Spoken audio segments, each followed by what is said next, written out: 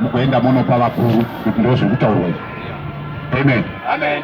Chinondinakidza vakuru ndechekuti kunyange vakandidaidza nhasi kana mangwana manheru ndongoenda ndakabata bhuku iri wondibvunza kuti waitii. Amen. Amen. Ndoti torai bhuku yamakasimudza musi wamatora mhiko yekutungamira nyika muchiti so help me God. Makasimudza bhuku iyoyo iyi yangu ndombovhara ndongokuudzai kuti vhurai iyoyo yamakapika nayo ndeiri kutaura zvinhu zvipi kuda kuti munoda kubatsirwa naMwari saka Mwari akukubatsirai manje. Chivhurai bhuku iyoyo yamakati so help me God makasimudza kudai. Amen. Amen. Totaurirana mashoko akanyorwa mubhuku topedza. Kana vachiti vakomana chindai munomuuraya vakomana voenda vonodi vonouraya zvavo but ndoenda kunogara nhaka yeupenyu usingaperi. Hatitye rufu. Amen. Amen. Amen. Ndo zvakaita shoko raMwari vadikani. Saka shoko raMwari vashumiri veshoko raMwari havaite association nenyika. Yes. Hazvinambobvera zvakaitika izvo. Jesu aipesana naPirato nana Herode. Vana Pauro vaipesana nana Agrippa nana Festus. Vachipesana navo vachiparidza evhangeri. Yes. Hapana pavakambowirirana mumamba anotonga panyika pana kuti toita zvimwe chete, toita joint venture. Hazviite. Amen. Amen. Saka chechi basa rano nderekutotsiura vatungamiri venyika kuti zvamava kuita izvo handizvo. Yes. Amen. Amen. Hallelujah. Amen. Saka taitaura musuno kuti nyaya yekugadzira chidhori chambuya nehandamu chinochisa pana Samura Machel hazvidiwe naMwari. Yes. Mukadaro mune mapesana Mwari mamutsa hondo naMwari munyika muno. Amen. Amen. Shoko raMwari rakazviramba izvozvo. Hey. Amen. Amen. Saka nhasi Mwari ngavatibatsire. Toda kutaura shoko raMwari sezvingaponesa vanhu kudai. Yes. Kana vari vakuru havakazvinzwa. Ivi vakatorara vazvinzwa nokuti vakomana vanga vari pano. Yes. Amen. Amen. So vari kutoanalyza kuti ndipo paakataura zviri vhongo asi hapana manje. Vanongoona tichitaura kuti izvozvo ndo zviri correct, ndo chokwadi icho. Yes. Amen. Amen. Ishuwa vanhu vanofanira kuwana mvura yakachena. Izvozvo zvinoitwa nekanzuru. Kanzuru iri under the government. Ndosaka kuine ministry of local government naminister wacho. Saka zvokunzi kanzuru ndo yatadza. Chatadza igovernment. Yes. Nekuti ndimunotungamira zvinhu izvi, ndimunokontrola zvinhu izvi. Amen. Amen. Ndimatadza kuti rodi dzinake, ndimunokontrola zvinhu izvi. Taikuva kusina ministry iyoyo taita akanzuru yatadza. Tikadzokawo kuna ivo vakomana ivavo vari kushingaira vanoda kutora nyika. But Mwari akakupai test yamatadza kuti makundikana. Akangokuti torai makanzuru maguta. Chimboona kuti how do you fare pamakanzuru. Makanzuru acho maatadza. Amen. Amen. Sewage inozikanwa kuti inoverera nepasi underground. Izvinezvi zviri kuverera pasurface. Vanhu vachiona sewage vachidya vakatarisa sewage every day. That's abnormal. Hazvisizvo. Yes. Amen. Amen. Matadza kuita basa vakomana. Saka kana matadza guta reHarare kwautereka doma mozotora nyika. Hazviite. Possible. Pane chinobuda here? Pana. Amen. Kana paine chinobuda ngavatore timboona. Amen. Yes. Kana Mwari vatendera tinozoona kuti zvakamira sei. Amen. Amen. Right. Zvakanaka. Ndinokumbira kuti undivhure Luka chapter 24 utange kuerenga verse number 25. Luka chapter 24 verse 25. Inzwa mashoko aya nhaurirano iri kuitwa pana. Jesu amuka kuvakafa. Amen. Amen. Vamwe vanhu havana kuzviziva kuti amuka, vari kuti akafa. Amen. Saka vari kutaura nyaya yavo vachirifeya kuvaprofita. Yes. Vaprofita vakanga vataura kuti anofanirwa kufa omuka. Amen. Saka matauriro evarume variraudza kuti akafa but haasati amuka, but maprofita zvakanzi akafa yani achamuka. Vari kutaura vachienda kune imwe nzvimbo yainzi Emmaus. Emmaus. Hallelujah. Amen. Jesu wacho aitaurwa nezvake nomva asvika pakati pavo kwakufamba navo kudai, ivo nomva vatadza kumuziva. Yes. Kwakupfuura mberi kutaura nezvaJesu wavainaye vasingamuzivi. Haleluya. Amen. Saka munogona kutaura nezvaJesu mukaita makore but musingamuzivi. Yes. Zvinoreva kuti vanhu vanogona futi kuparidza Jesu makore but vasingamuzivi. Iye aripo but vasingamuzivi. Amen. Amen. Pauro achinyora mubhuku revaGaratia anoti zvino zvatinoziva Mwari, asi zvikuru zvatinozikanwa naye. Amen. Amen. Inzwa, pane nyaya mbiri. Zvakanaka kuti uzive Mwari mudikani. Yes. But it's not enough kuti uzive Mwari zvoperera ipapo. Amen. Amen. Unofanirwa kuti kana waziva Mwari, iye Mwari wacho chinonyanya kukosha ndechekuti anokuziva here. Ndakambopa example yakanaka ndichitora gore ra2000 pakaitwa land reform. Ndikati vanhu vaiziva vaMugabe gore riyai, vazhinji vavo havana kuwana minda. Vaiziva vaMugabe, vaizikanwa naMugabe ndovakaona maburaza. Amen. Amen. Amen. Zvikuru zvamunozikanwa naMwari, saka chinokosha kunyanya kuzikanwa nani? naMwari. Kumuziva hakurambidzwa, kwakanaka, asi chakanyanya kunaka kuzikanwa naye. Yes. Saka anokuziva here, iwe unomuziva Yesu, but iye anokuziva here. Nekuti kana mudhara asingakuzive, amen, vamwe vanotora minda nemigodhi nemakambani vakasara usina chinhu, nekuti hauzikanwi namudhara ari panyanga. Saka Mwari vanokuziva here. Yesu unogona kuda Mwari munomuziva here, munomudaidza everyday, amati muti Jehovha. Amen. Amati Jehovha Jaire, Mwari anopa, nyambirwa Jehovha Jaire inzvimbo. Yes. Haazi Mwari ba. Amen. Verenga ibhuku zvakanaka. Yes.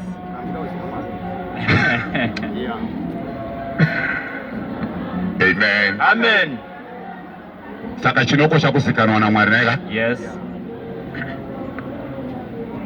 Amen. Amen. Saka how does he know you?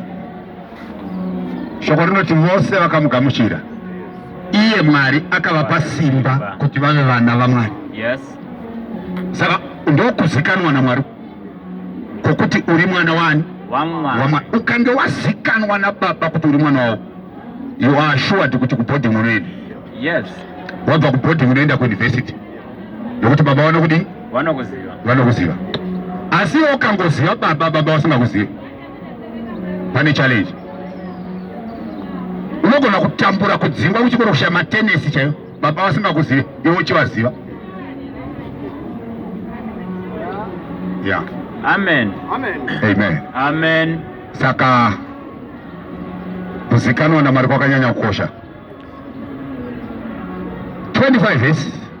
Inoti zvino iye akati kwavari, Jesu akati kuvarume vaenda Emmaus, imi wokusafunga. yeah, izvi zvikataurwa neni nhasi. Vanhu vanobva pano vakuti vhangeri rake rakanaka, anobvoparidza zvakanaka but anozotuka vamwe. Yes. Vhangeri yekutuka haisi vhangeri yaMwari. Jesu ari kuti wekusafunga. Amen. Amen. Kutuka. Yes. Ukanzwa munhu ati haufunge akutuka. Imi wekusafunga, mune moyo inononoka kutenda zvose, mune moyo inononoka kutenda zvose zvakarehwa navaprofita. Zvakarehwa nevaprofita. Kuda kuti zvinhu zvaitaurwa nevaprofita vaizvitaurira kuti vanhu vazozvitenda uye vazvitende nekukurumidza. Yes. Amen. Amen. Haleluya. Amen. Zvinhu zvose zvakataurwa navaprofita vaizvitaurira kuti vanhu vazozvitenda uye vazvitende nekukurumidza. Saka chii chinotendwa? Shoko. Tinotenda vaprofita here? Amen. Amen. John Homba ati nokuti Mwari wakada nyika nokudaro kuti wakapa mwanakomana wake akaberekwa mumwe chete woga, kuti ani nani anotenda kunani? Kumwanakomana. Ndozvakataurwa nevaprofita kuti vanhu vazozvitenda. Saka zvakuudza varume ava kuti mune mwoyo inononoka kutenda zvose zvakarehwa nevaprofita. Yes. inzwa anotaura achiti zvose sekunge ari kunganidza zvinhu zvakawanda kudai. No. Amen. Amen. Ndopatoti mashoko ajesu haanzwi kweva. Pane rumwe rugwaro anoti meso enyu akaropafadzwa nokuti anoona, nenzeve dzenyu dzakaropafadzwa nokuti dzinodi. Amen. Amen. Nokuti vaprofita nevarume vakanga vakarurama vaida kuona zvinhu zvamuri kuona izvi, asi havana kuzviona zvinhu. Yes. Uye vaida kunzwa zvinhu zvamuri kunzwa izvi, asi havana kuzvinzwa. Amen. Saka zvii zvaida kuonekwa nevaprofita vakatadza kuzviona, zvii zvaida kunzwikwa nevarume vakanga vakarurama vakatadza kuzvinzwa, zvazoonekwa nekunzwikwa nevaapostori ava. Nokuti ndovari kunzi meso enyu akaropafadzwa. Zvii zvavakaona zvakatadzikwa kuonekwa neva. Haleluya. Amen. Amen. Amen. Hey, zvii zvakaonekwa zvitima here. 1 John chapter 1 verse 1. Inzwa John akutaura zvinhu chiya manje. Izvo zvakanga zviripo kubva pakutanga. Alright. Zvii zvakanga zviripo kubva pakutanga. Akomana, shoko raMwari harisi ukangoerenga 1 verse kudai inoda kutomira wototsvaga imwe. Yeah. Amen. Amen. Nokuti Isaiah chapter 2 verse 28. Isaiah akaprofita achiti zvinongoti chirevo pamusoro pechirevo, Yeah. murayiro pamusoro pemurayiro, apo zvishoma Apo apo zvishoma. Amen. Amen. Zvino pano pazvishoma panzi izvo zvakanga zviripo kubva pakutanga. Inzwa Zvatakanzwa. imbodzoka toda kunzwa kuti zvii zvanga zviripo kubva pakutanga. Amen. Mwari ngavatibatsire. Zvii zvakanga zviripo kubva pakutanga zvakanzikwa nevarume. John chapter 1 verse 1. Inzwa, Pakutanga shoko rakanga riripo. ndiye John akanyora mashoko aya. Ndiye ari kunyora futi 1 John chapter 1 verse 1. Yes. Achiti izvo zvakanga zviripo kubva pakutanga. Kuti pana John chapter 1 verse 1 akanga anyora kuti pakutanga shoko rakanga riripo. Yes. Shoko rakanga riri kuna Mwari. Shoko rakanga riri Mwari. Amen. Amen. Haleluya. Amen. Ireri pakutanga rakanga riri kuna Mwari. Haleluya. Amen. Ndobva azoti paverse 14 shoko riya rikazova nyama. Amen. Rikagara pakati pedu. Inzwa matauriro ake. Rikagara pakati pedu. Tikaona kubwinya kwake, kwete kwaro manje. Aiwa. Amen. Amen. Tikaona kubwinya kwake, kubwinya sekwe wakaberekwa mwechete wababa, azere nenyasha nezvokwadi. Amen. Amen. Unzwa kuti hapana munhu akatomboona Mwari. Verse 18. Mwari akaberekwa mumwe chete woga. Amen. Izvo zvakanga zviripo kubva pakutanga. All right. Meso enyu akaropafadzwa nokuti anoona. Zvatakanzwa. Zvatakanzwa nenzeve dzenyu nokuti dzinonzwa. Zvatakaona nemeso edu. Ndo mashoko acho aitorwa naJesu. Yes. Takazvinzwa tikazviona nemeso edu. Amen. Amen. Yes. Zvatakatarira. Ndobva tazvitarira. Nezvatakabata namaoko edu. Saka kutarira nekuona zvakasiyana. Yeah, zvakasiyana. Hey.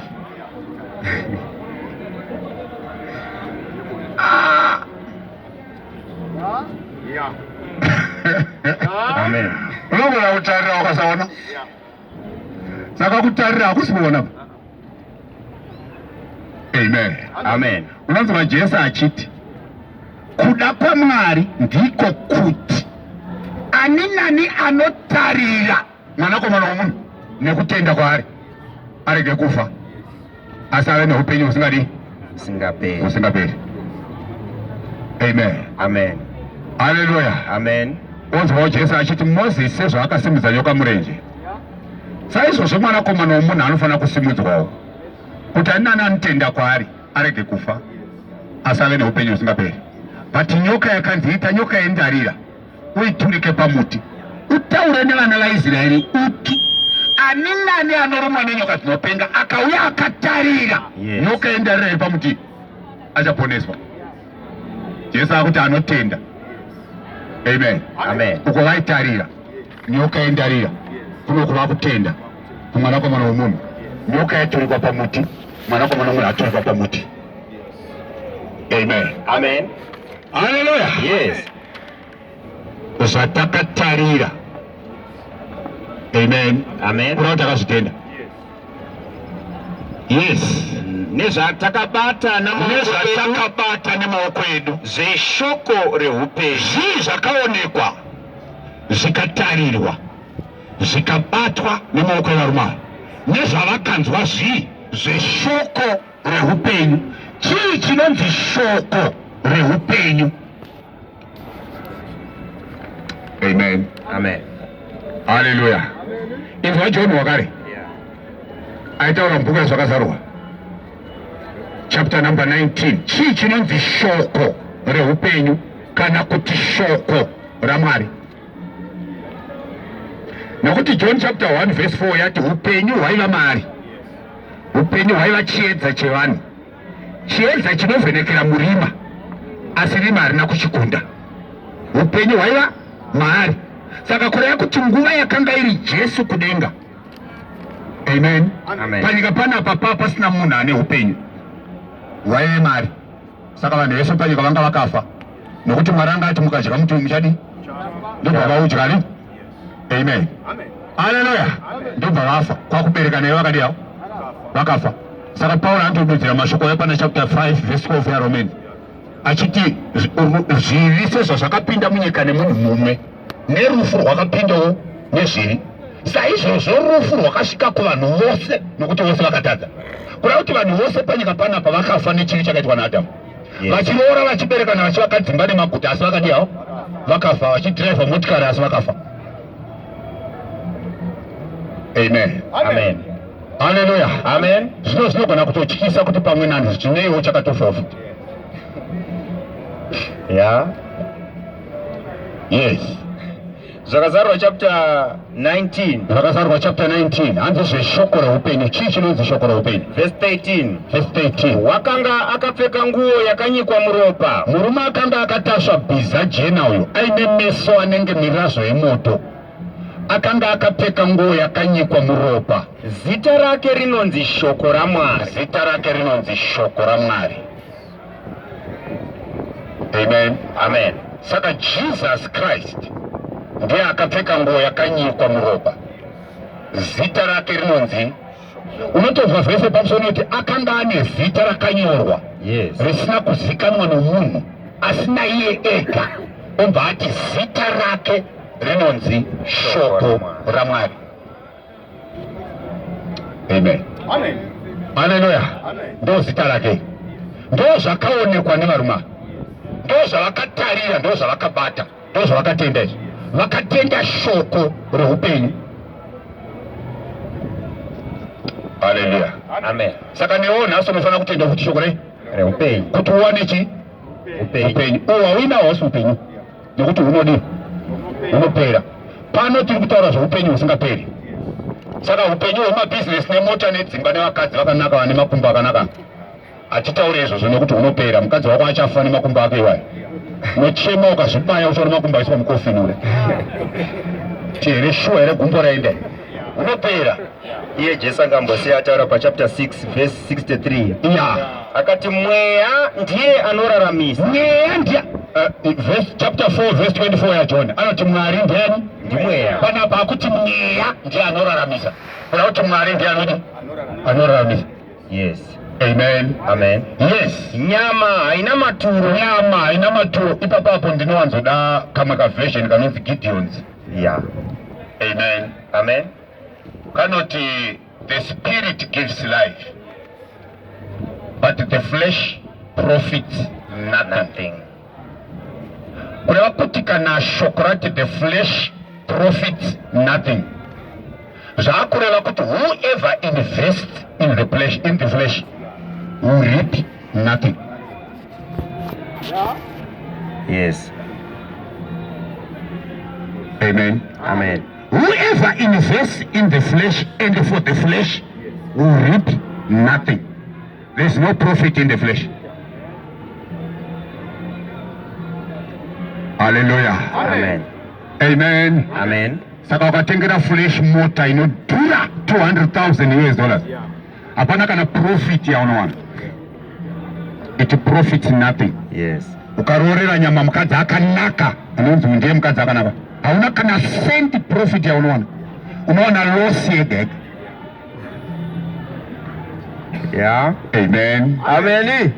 Hallelujah. Amen. Yes. Mweya ndiye unoraramisa. Mweya ndiye anoraramisa. Nyama ina maturo. Nyama ina maturo. Mashoko andakataura kwamuri. Mashoko andakaparidza kwamuri ndiwo mweya neupenyu. kureva kuti the word of God is spirit. Amen. Amen. God is spirit. There is one spirit. Ndozotaura shoko ichi. There is one spirit, but panotaurwa kuti shoko is spirit. Yes. God is spirit. So appear as if kune two spirits. Aiwa, kune one. Saka it means God is the word of God. And the word of God is God. Yes. There's one spirit. Amen. Ephesians chapter 4 verse number 4. Ukati ndiri kupreacha the word of God, urikuti ndiri kupreacha God. Yes. Verse number 4. Yes. There is one body There is one body and one spirit. and one spirit. Yes. The word is a spirit. Yes. And God is a spirit. Yes. And that spirit is one. Is one. Yes.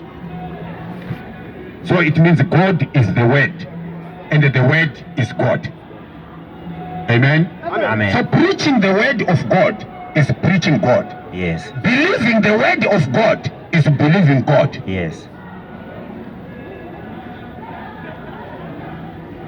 Amen. Amen. Rekani kutaura chimwe chinhu chaungasati waziva. Ukanzwa pese panonyorwa ponzi of God, pakangonzi of God, pari kureva kuti God. Yes. Ukanzwa pese pakanyorwa mubhaibheri pakanzi of God, saka zvikanzi son of God, pari kureva kuti God. Yes. Angel of God, pari kureva kuti God. Word of God, pari kureva kuti God. Spirit of God, pari kureva kuti God. Ndo zvazvinoreva izvi. Yes. Amen. Amen. God is a spirit. So spirit cannot have another spirit. So wakati spirit of God, urikuti God. Because he is a spirit. Amen. Hallelujah. Amen. Amen. Amen. So kakuna Luka. Verse number 27. Mune mwoyo unonoka kutenda zvose zvakataurwa navaprofita. Amen. Amen. Saka kunonoka kutenda imhosva kuna Mwari. Verse number 27. Luke chapter 24. Verse 27. Inoti. All right. Ari kutaura nevarume vaenda Emausi. Ipapo akatanga kuna Moses navaprofita vose. Jesu akatangira kuna Moses. Kuna kuti akatangira kuna Genesis. Yes. Nokuti Genesis yakanyorwa naMozisi ka? Saka zvikanzi akatangira kuna Moses, akatangira kuna Genesis. Nevaprofita vose. Amen. Amen. Kureva kuti from Samuel kusvika kuna Malachi. No, kusvika kuna Johani. No, Johani anga ari muprofita. Yes. Ada kutodudzirwa Johani zvaaitaura. Yeah. Amen. Amen. Hallelujah. Amen. Akatanga kuna Moses nevaprofita vose, akavadudzirira zvakanyorwa pamusoro pake mumagwaro ose. zvoda kutodudzirwa. Hazvizongotaura.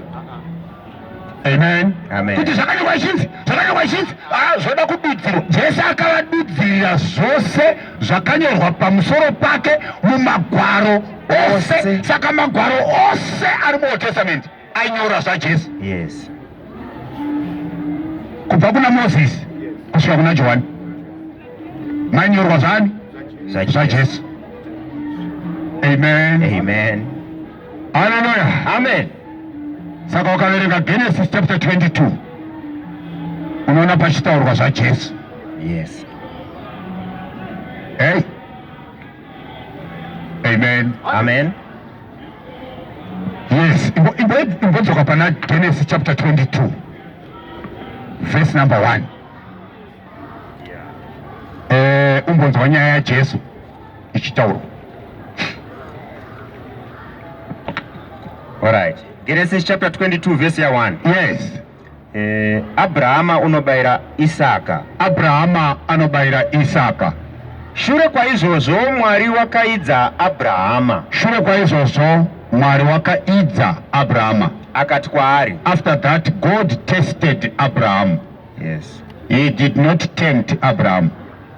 He tested Abraham. God Yes. does not tempt any man, Yes. but he tests. So the tempter is the devil. Amen. Amen. God tested Abraham. Akaidza Abraham. Iye akati. Iye akati. Ndiri pano hangu. Iye akapindura akati ndiri pano hangu. Verse 2. Yeah. Akati. Mwari akati. Zvinotora mwanakomana wako. Zvinotora mwanakomana wako. Tera mashoko aya. Mwanakomana wako mumwe chete waunoda. Enzwa. Pane nyaya iripo. Paroda kutorwa mwanakomana. Mwanakomana uyu mumwe chete anodikanwa nababa wake Abraham. Yes. Amen. Amen. Hallelujah. Amen. Rako ruji.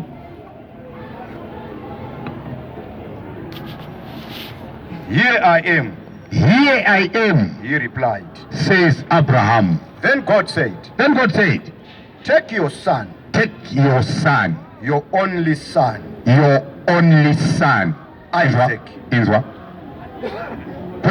This son is the only son of Abraham, according to God. Yes. And the son is Isaac. Whom you love, Whom you love. and go to the region of Moriah. And go to the region of Moriah. Yes. Imbonzwa. Imbonzwa. Some other versions say land of Moriah. Iri rinotenda kunyika Yes. ye Moriah. Yeah. Saka Moriah harisi gomo. Musazotaure sirizvo. That is Moriah is gone. Saka pastor charamba wakaimba kuti Moriah rine munana. Vachiti igomo. Aiwa harisi gomo. Apa ndi pastor. Yes. Yeah. Iwe mashoko kanyoroma hanzi kukone college aya. Unotaura sirizvo chete. Yes. Yaya. Yeah. Amen. Amen. And go to the region of Moriah. Yes. Chinzi. Sacrifice him there as a burnt offering. Sacrifice your son Isaac there as a burnt offering. On one of the mountains On one of the mountains I will tell you about. I will tell you about. Yes. Arina kutaura gomo racho. Yes. Saka Moriah is not a mountain. Yes. It's a yes.